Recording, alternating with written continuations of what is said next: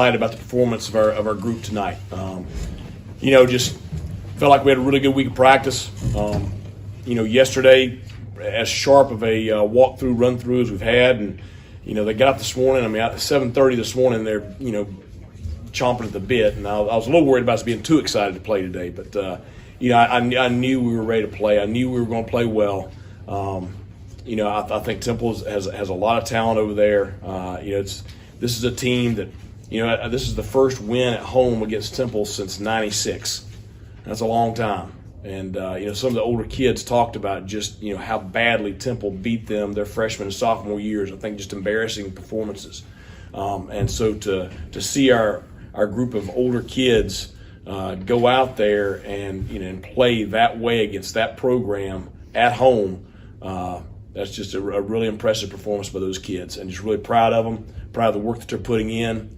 Thank you, Pirate Nation, for the way you showed up today. Thanks again to the student body.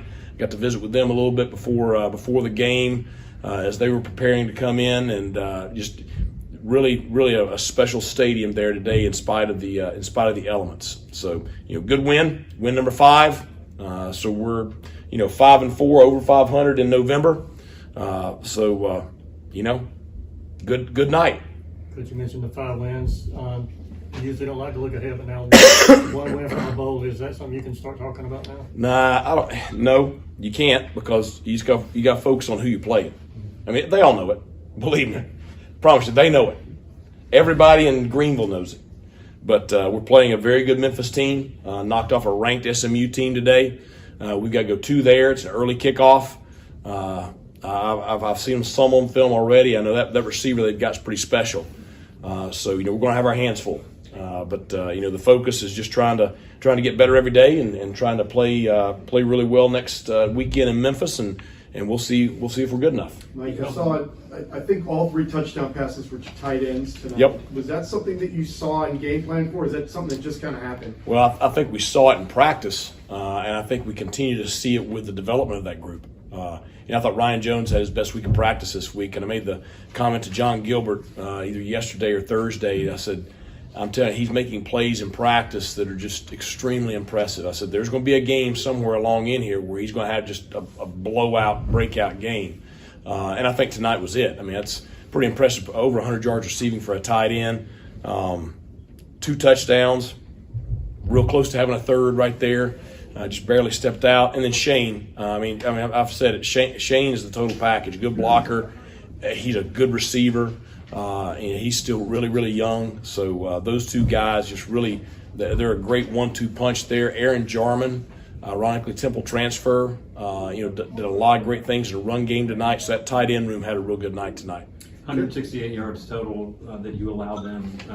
What stood out to you that was working so well defensively? You really erased the run early. Well, I thought our defensive linemen and linebackers, really, they owned the line of scrimmage. That's the whole key to it. They did a great job, gap integrity, winning their gap, and just really knocking the offensive line back. And as elementary as that sounds, that's what it was. We whipped them up front. Going into this game, we talked a lot about Temple tough. What does a 45-3 win say about Pirate tough? I challenged the kids to be the most physical team in the stadium this afternoon, to be the ones that played with the most passion and intensity and most physicality. I think they demonstrated that. Your defense had to face 2 sudden changes, got a 3 and out both times. Is there anything you guys do in practice to simulate that? Yeah. It's something we work with. Coach Harold does a great job with it. It's really a mentality thing for us, because our job right there is to try to hold them to at least a field goal, hopefully nothing. And so we're able to force no points one time. Unfortunately, we give the field goal there in the second half. So the kids were disappointed in that. But it's a mindset that those defensive coaches do a great job with. Was there you get 146 yards out of Keaton today? He got off early and often. Talk about what that does for your offense when you're able to get him out in space. Well, you get him in space now, he's going to make you pay, because that's speed now. But I thought he and Rajay both did a really good job tonight. I thought Rajay, he ran with authority. I thought our offensive line gave him room to run. But that, the cut on that 57-yarder to start the second half was a pretty special run by Keaton right there. So I love my 2 backs. Those are my 2 guys. I haven't hesitated from that since we signed them. But I'm glad they're here. I'm glad they're Pirates. You were able to get Mason Garcia into the game tonight for some live reps. Yeah. Was there a thought about maybe getting him a little bit earlier up 35? No. I mean, I want to win the ball. I asked game. that question for Yeah. a while ago.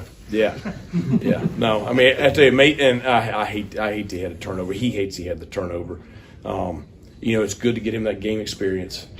We got to try to get him that when we can. I wish we had more opportunities, but you want to make sure you take care of. You know, if there's no chance to give somebody a chance to come back or anything like that, and you know, it's I've been in games like that where you held on to try to win at the end, and I've been in games like that we lost.